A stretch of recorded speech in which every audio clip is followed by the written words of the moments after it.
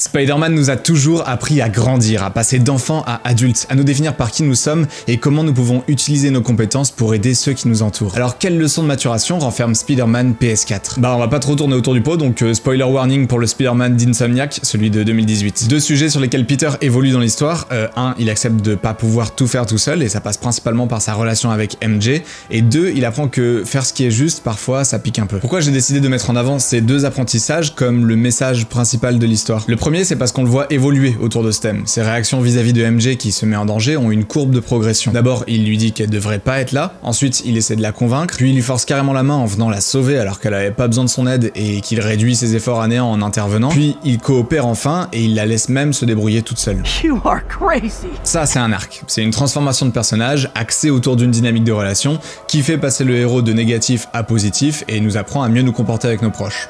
Bravo. Le second apprentissage, c'est là où ça commence à coincer. Souvent dans les histoires, le ou les derniers choix difficiles que fait le héros reflètent l'apprentissage principal que lui a inculqué son parcours. Et d'après vous, le dernier choix important de Peter dans cette histoire, est-ce que c'est d'arrêter son mentor et idole en la personne d'Otto Octavius, même si ça fait mal, ou de sacrifier Tante May pour sauver le reste de la population? Et quelle que soit votre réponse, en quoi ce dernier choix important reflète les apprentissages tout au long de son parcours? Et bah, je voulais pas tourner autour du pot, hein, pourtant, mais c'est juste qu'il va falloir creuser si on veut réellement aller au bout de ce que nous apprend l'histoire du jeu sur la façon de raconter des histoires. Spider-Man PS4 jongle avec un tas monstrueux d'intrigues, de concepts de toutes sortes et de personnages au backstory qu'il a fallu lier entre elles. Il y a du mystère, il y a des relations, il y a beaucoup d'humour et un paquet de style.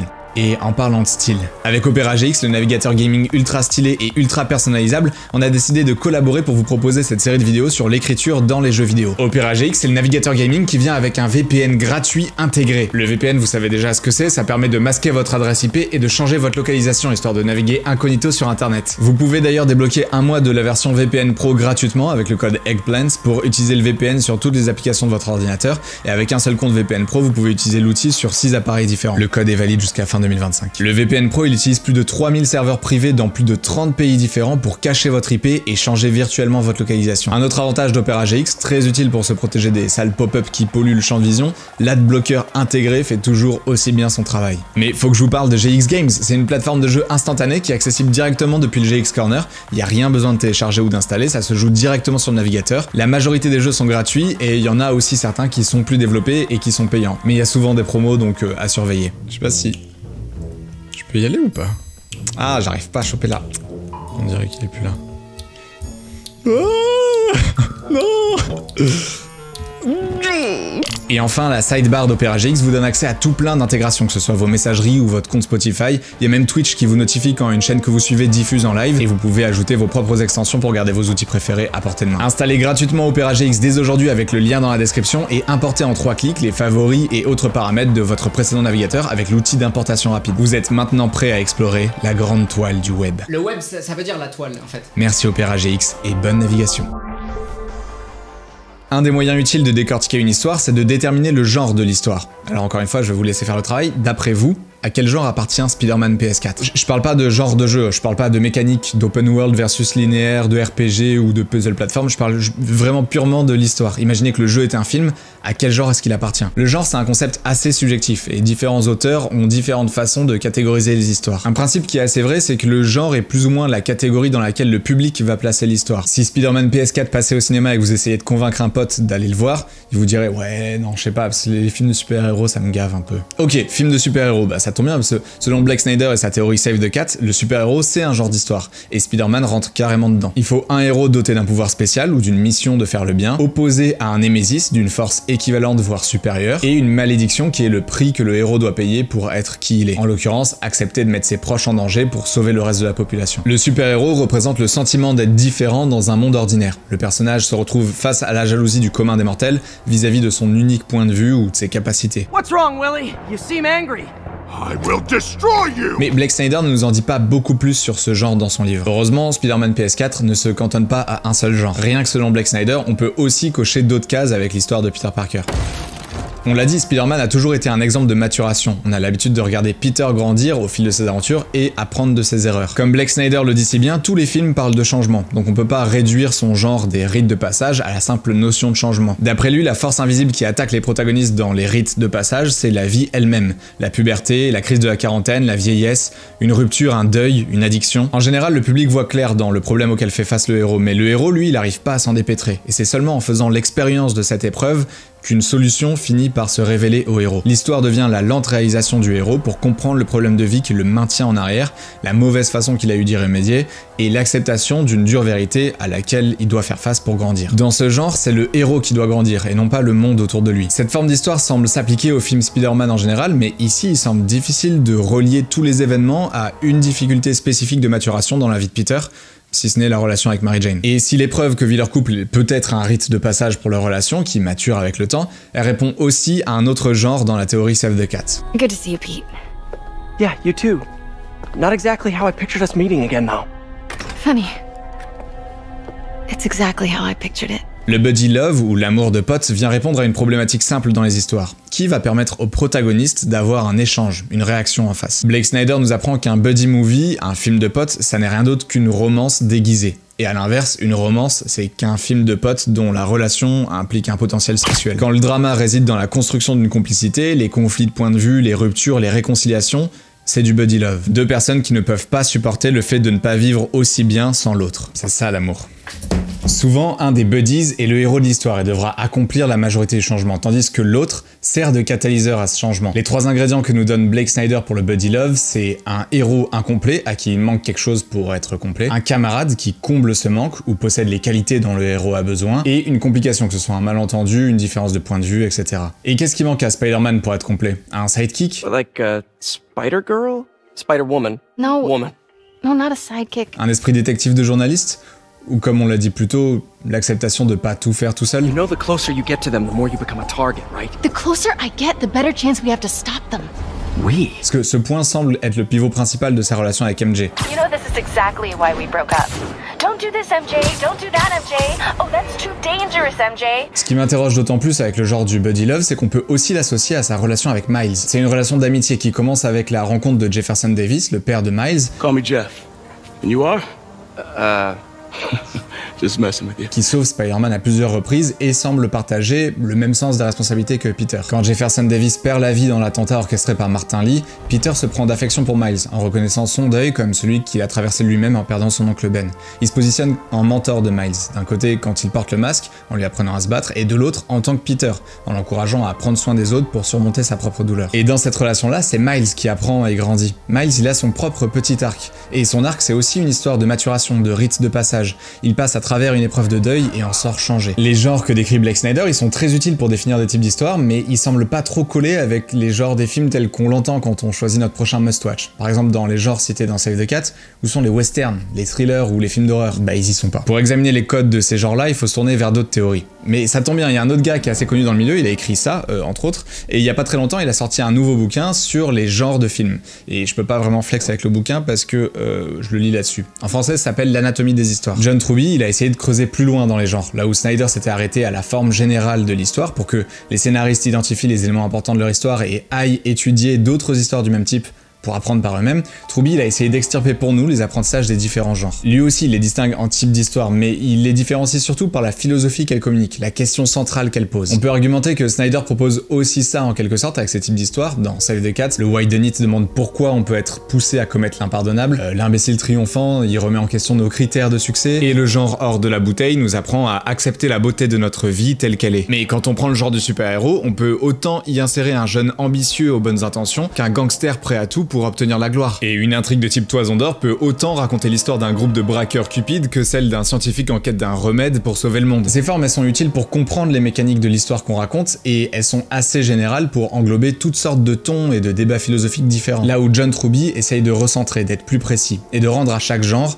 la sensation qu'il dégage et les questions qu'il pose. Bien que ces précisions ne s'appliquent pas à tous les exemples contenus dans chaque genre.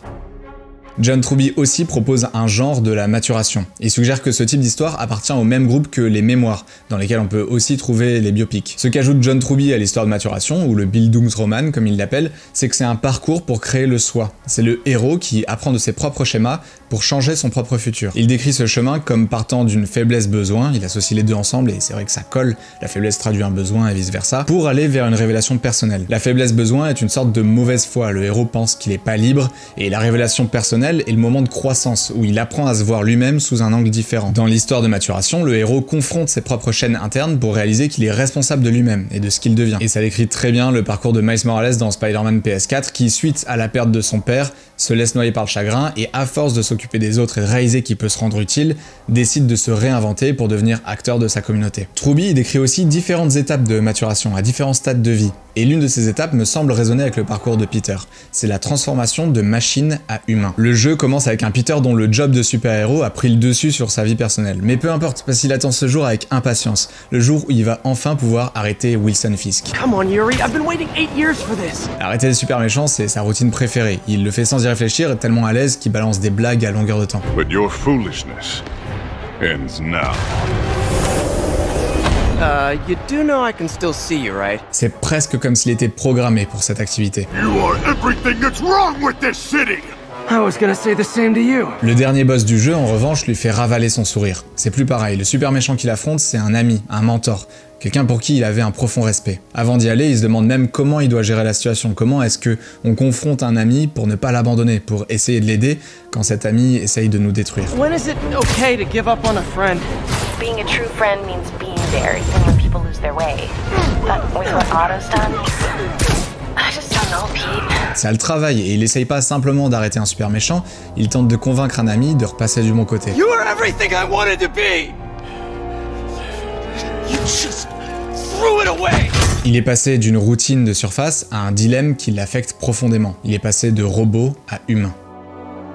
John Truby en revanche insiste moins sur la ressemblance entre la romance et l'amitié. Il définit pas l'histoire d'amitié comme un genre à part entière, et dans sa classification c'est difficile de faire entrer les histoires d'amitié ailleurs que dans le genre de la romance, mais il a pas l'air de trop vouloir relever la similarité, peut-être pour éviter de donner raison à un de ses principaux concurrents.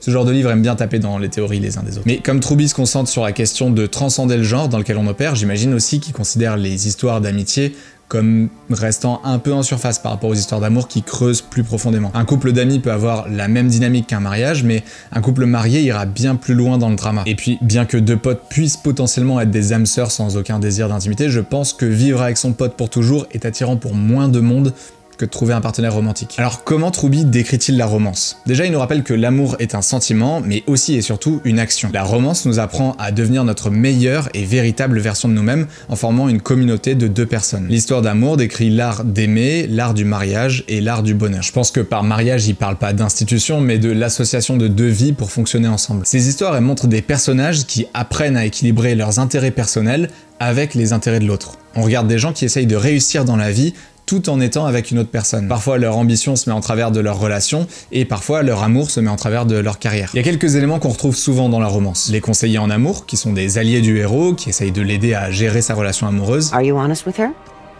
Does she know the real you? Le premier baiser, qui arrive toujours le plus tard possible pour créer une frustration insoutenable, et dans Spider-Man PS4 il arrive à la toute fin. Et le langage, qui est l'outil principal pour faire évoluer la relation. C'est d'ailleurs l'aspect le plus satisfaisant, c'est lui qui permet d'articuler les querelles, de faire progresser la séduction, et de délivrer les meilleures punchlines ou les pires maladresses des personnages. I could come over, I'll cook.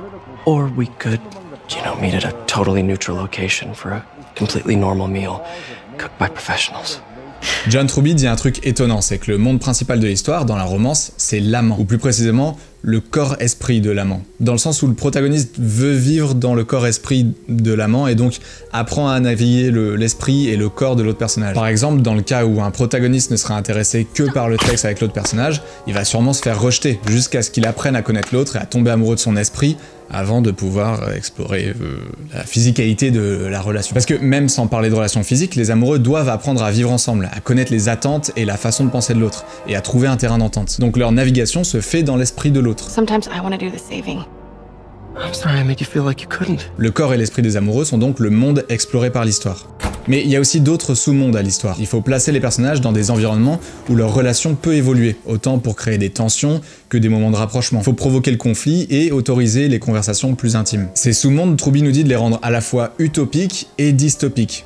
Je vais expliquer. Dans le cas de Peter et MJ, quand ils se rencontrent dans des lieux dangereux, c'est à la fois utopique vis-à-vis de leur désir de travailler ensemble et de leur carrière, et à la fois dystopique concernant le danger dans lequel Peter refuse de voir MJ. Et quand ils se voient dans leur diner habituel ou à l'appart de MJ, c'est utopique parce que ça leur rappelle leur vie ensemble et fait appel à leur désir de revivre cette vie de couple, et dystopique parce que tous les défauts de leur relation précédente refont surface. Do you remember why we broke up? This is a trick question, isn't it? D'ailleurs, le fantôme de la relation précédente qui s'est mal terminée, c'est un élément que John Truby a identifié comme récurrent aussi dans la romance. I still wish you and MJ could work things out. She's a great girl. She is, but The two of you would make some beautiful babies. Et parmi les façons de transcender le genre de la romance, John Truby identifie 3 formes d'histoire, dont l'une est la comédie de remariage. 2 personnes qui apprennent ensemble à créer un mariage qui dure quand ils essayent pour la seconde fois. Cette forme, elle parle spécifiquement de comment créer des fondations solides pour un mariage durable dans le temps. Les personnages commencent coincés dans leurs anciennes mauvaises habitudes, ils redécouvrent une facette lumineuse de l'autre qui était enfouie la fois d'avant, ça les rapproche de la véritable version d'eux-mêmes,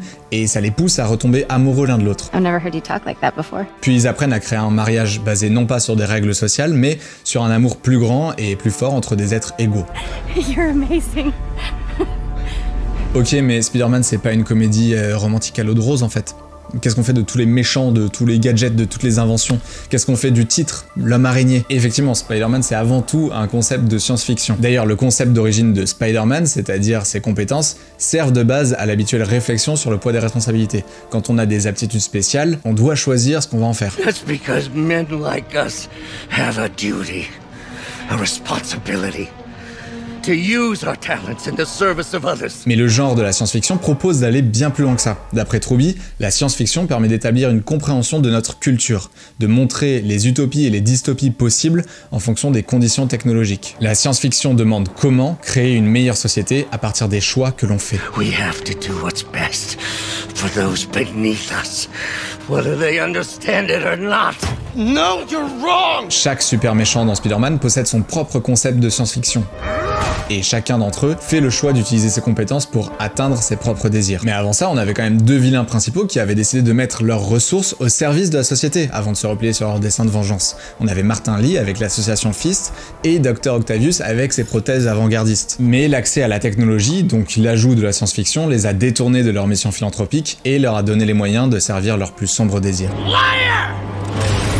Et quand on s'éloigne un petit peu, on réalise que la technologie dans Spider-Man est réservée à l'élite, aux plus riches ou aux plus talentueux. Et quand les plus riches volent aux plus talentueux, ils allument la mèche qui mène au conflit. On assiste donc à 2 mondes distincts. Le monde riche de la technologie, le haut des gratte-ciel, les machines puissantes, les forces qui peuvent détruire ou réparer le monde, et le monde normal, les gens qui vivent comme ils peuvent, ceux qui s'entraident même s'ils n'ont pas accès à la technologie. Avec l'importance de l'association Fist, l'histoire de Spider-Man nous montre qu'on n'a pas besoin des technologies pour commencer à prendre soin les uns des autres. Et l'utilisation des technologies et de la science-fiction dans Spider-Man nous met en garde contre la corruption qui vient avec le pouvoir. Mais si la plupart des antagonistes sont des criminels, est-ce qu'on n'entre pas dans le genre du crime? Un peu, si. Le genre du crime, Truby le définit comme celui de la justice, il le décrit comme un exercice de comptabilité morale. Dans les exemples du genre, il cite autant des héros justiciers comme The Dark Knight que des anti-héros criminels comme le talentueux Mr. Ripley. La principale différence qui établit entre le genre du crime et celui du détective ou du thriller, c'est que le détective s'appuie sur la recherche de vérité, la détection du criminel, là où le crime met plutôt en avant la confrontation entre le criminel et l'homme de loi. Le genre du crime, il flirte avec les notions de justice et de légalité. Quand est-ce que c'est moral de désobéir aux lois? Quand est-ce qu'il est justifié d'appliquer sa propre justice? Ici, on retrouve le désir du représentant de la loi de capturer le criminel, tout en ayant un représentant de la loi qui agit en dehors du cadre de la loi. You know we can't have vigilantes trespassing or doing illegal searches. yeah, I know. Which is why I brought a warrant. On retrouve aussi les éléments de planification des criminels qui sont plus ou moins ingénieux. Dans le cas d'un super criminel, Truby dit que le personnage se croit au-dessus de la société et des moutons humains qui l'entourent, ce qui, selon son point de vue, justifie ses actes. Il joue juste au jeu de la vie, un cran au-dessus de tout le monde. Doc Ock a effectivement ce besoin de prouver sa supériorité, notamment face à Norman Osborn. Dans le cas de la justice poétique, le criminel cherche à appliquer lui-même la justice que le cadre de la loi ne lui offrira pas. Comme Martin Lee, qui cherche à se venger de la mort de ses parents. No! Osborn must see justice. Affronter tous ces super vilains bourrés de super défauts, c'est aussi super formateur pour notre super-héros. Ok, super. Dans l'anatomie des histoires, il n'y a pas le genre du super-héros, mais je pense pas être le premier à vous dire que les super-héros sont simplement une version moderne des héros mythiques. Et le mythe, c'est un genre que Truby détaille dans son livre. Le mythe, d'après Truby, représente le questionnement de soi, la recherche de son propre destin. Les mythes tentent de cartographier la façon dont la conscience fonctionne. Ils décrivent le développement du soi tout au long d'une vie. Ils proposent une collection d'histoires afin d'établir un code moral qui permettrait d'atteindre une certaine forme d'immortalité. En général, le héros rencontre de nombreux opposants sur un voyage qui finit par l'exposer plus profondément à lui-même. Et cette révélation personnelle mène à la transformation du personnage.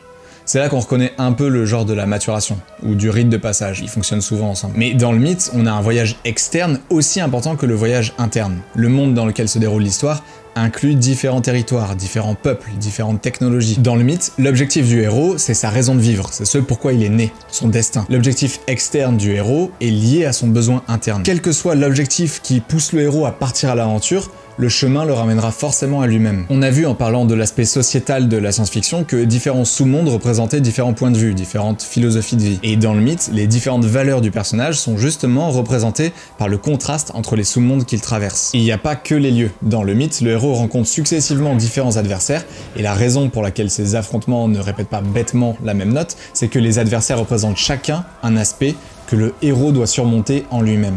Bon, là-dessus on pourrait essayer de décortiquer méchant par méchant les différents messages d'avertissement que Peter croise. Le problème c'est qu'on risque de lister plus de potentiels apprentissages que ce que Peter apprend réellement sur lui-même. Prenez Fisk par exemple, est-ce qu'il apprend à Peter à ne pas être cupide, ou est-ce qu'il lui apprend qu'un problème en cache un autre? In 1 month you wish you had me back. Peter n'est pas motivé par l'argent. Come on. Et la deuxième option n'a rien à voir avec un apprentissage interne de Peter. Est-ce que Martin Lee apprend à Peter qu'un gentil peut cacher un méchant, ou que tout le monde peut être touché par la corruption? Bon, effectivement, cette idée de corruption, même chez les personnes aux meilleures intentions, semble se vérifier plus tard, que ce soit avec Doc Ock ou même Norman Osborn, mais surtout avec le choix final de Peter, qui pourrait se laisser aller à son désir personnel.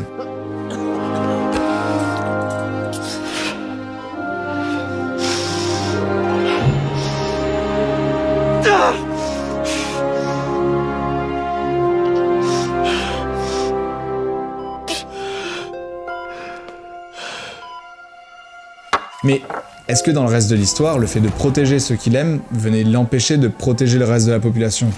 Pas vraiment, c'est un seul choix. Un seul dilemme à toute fin, pas une transformation de personnage. Mais c'est vrai que si on y rajoute le complexe de supériorité de Doc Ock, qui pense devoir guider de force ceux qui sont inférieurs à lui, ça peut finir par ouvrir les yeux à Peter. En voyant le mauvais exemple de son ancien mentor, ça peut le forcer à voir ceux qui l'entourent comme ses égaux, à arrêter d'essayer de priver MJ de sa liberté, et à accepter qu'elle fasse enfin ses propres choix. Mais bon, Doc Ock n'étale cette supériorité qu'à la toute fin, après que Peter ait déjà fait confiance à MJ et qu'ils aient déjà travaillé ensemble. Une autre technique qu'on peut retrouver dans le mythe selon Truby, c'est d'emmener la famille dans l'aventure. Entourer le héros de ses proches, lui confère des adversaires intimes tout au long du voyage, afin de garder un fil rouge de conflit continu malgré l'aspect plus épisodique des adversaires majeurs de l'intrigue. You knock the man out, destroy my background research, and the best you got is sorry, Charlie? Is everything a joke to you? En synchronisant l'évolution des conflits de type familiaux avec l'évolution des autres sources d'antagonisme dans l'intrigue, l'histoire gagne en intensité, et tous les conflits peuvent mener ensemble à un climax plus marqué. Et bonus, les alliés qui embarquent avec le héros peuvent avoir eux-mêmes leur propre révélation personnelle, comme Miles qui apprend à prendre soin des autres, ou même MJ qui passe elle aussi du désir têtu de vouloir toujours se débrouiller toute seule à l'acceptation d'avoir parfois besoin d'un petit coup de main. Et ça, c'est une des plus grandes qualités de l'histoire dans Spider-Man PS4. Tous les personnages sont actifs, ils ont tous leur petite backstory, leur point de vue sur les événements, mais surtout, ils prennent tous action. Pas parce qu'on leur demande, parce qu'ils ont des motivations pour agir. Et ça nous ramène au genre principal auquel appartient Spider-Man PS4, l'action. C'est le genre majeur, l'histoire coche beaucoup de cases dans cette catégorie. Et le fait que ce soit un jeu vidéo rajoute une couche, puisque le joueur n'attend que de pouvoir prendre action, poussant l'histoire à n'interrompre le gameplay que pour de très courtes séquences de cinématiques. Faut alors réussir à raconter l'histoire principalement pendant les séquences de jeu, que ce soit par les dialogues avec les ennemis, ou en communiquant via téléphone avec les alliés, afin que le personnage reste continuellement actif et au bon soin du joueur. D'ailleurs, pour une histoire qui a beaucoup de choses à expliquer, on n'a jamais l'impression de tomber dans de l'exposition pure. Le personnage sait déjà beaucoup de choses sur ses ennemis, donc ses interactions nous permettent de rattraper ce qu'il sait. Scorpion, can you hold on a minute? I was in the middle of a phone call and it was business. Et pour ce qui est des nouvelles informations, on les découvre en même temps que lui, donc les explications ou les révélations à voix haute semblent justifiées dans l'univers de l'histoire. D'après Truby, le genre de l'action raconte que la liberté n'est possible que quand l'individu se bat contre ceux qui cherchent à esclavager. Alors ici, les méchants cherchent pas à rendre la population esclave, mais ils cherchent bien à dominer aux dépens de la population. Et c'est aussi une forme d'aliénation. Truby, il associe l'action à la voie du guerrier, qui passe par le courage et la grandeur. Comme le héros est un combattant, son succès passe par le courage d'affronter son plus grand adversaire, de prendre action et de pas s'arrêter. Il doit agir sans attendre et ne jamais abandonner. C'est 100% Spider-Man. Mais c'est pas tout. La ligne de désir du héros définit la colonne vertébrale de l'histoire dans le genre de l'action. Le héros a le désir le plus concentré et la plus grande discipline comparé aux héros des autres genres. Il poursuit son objectif à vive allure, et ça laisse d'ailleurs peu de place à de potentiels retournements de situation. Les grosses scènes d'action chorégraphiées, elles sont nombreuses et elles sont la principale source de divertissement dans le genre. Mais du coup, à chaque fois, elles repoussent la conclusion de l'action, le changement de direction de l'intrigue. Les scènes d'action, en fait, elles frisent l'intrigue jusqu'à leur conclusion.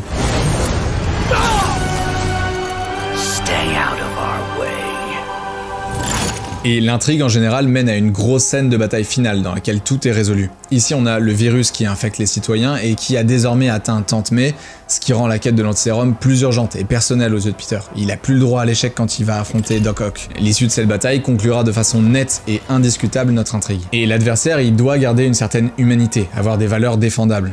No, take my arms!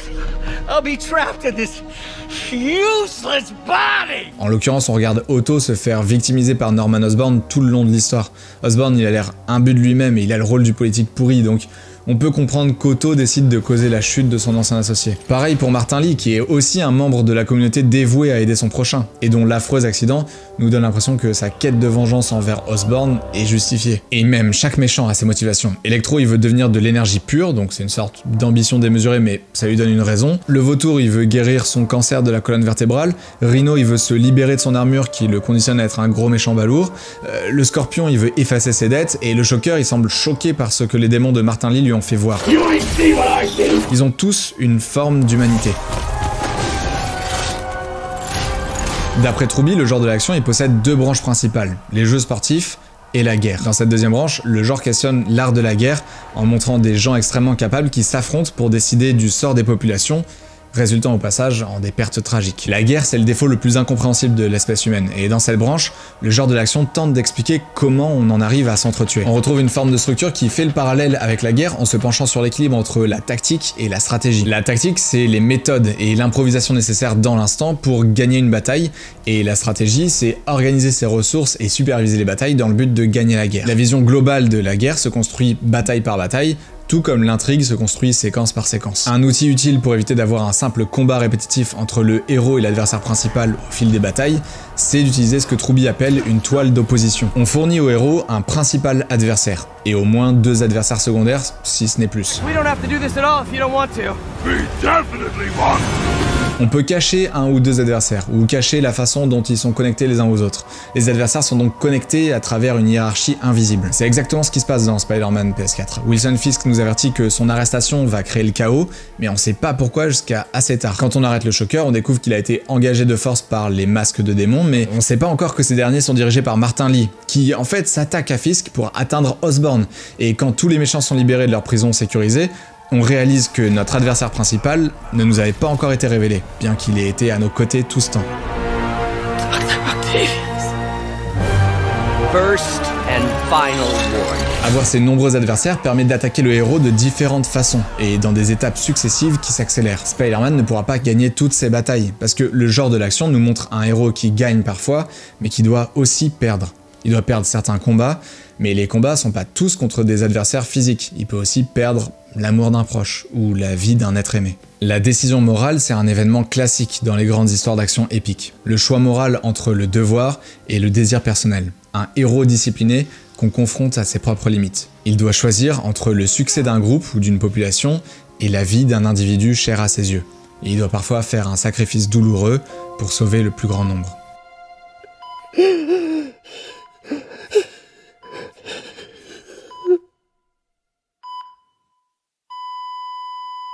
Ça fait beaucoup de recettes classiques à mélanger pour faire une œuvre originale. Mais John Truby encourage justement à maîtriser les genres un par un afin d'en faire des mélanges infinis. Il propose des méthodes pour transcender, comme il dit, chaque genre, afin qu'une fois mélangé, on sache reconnaître quel ingrédient de quel genre peut nous aider à relever l'intrigue vers une histoire plus grande, qui interroge notre humanité. Il y en a que ça peut inquiéter, de rajouter un goût de réchauffé avec des recettes pompeuses dans leur storytelling. Et justement, c'est pour ça que Truby encourage à mélanger les genres à un degré jamais vu auparavant. Il va même jusqu'à affirmer que les possibilités, en combinant plus de genres de nouvelles façons, sont infinies. Et dans une histoire interactive aussi généreuse, dans une grande aventure comme celle de Spider-Man PS4, ça devient un enjeu important de maîtriser chaque genre qui pourrait permettre d'élever ce sentiment épique qu'on ressent quand on entre dans la peau de notre super-héros préféré. New suit, same old me.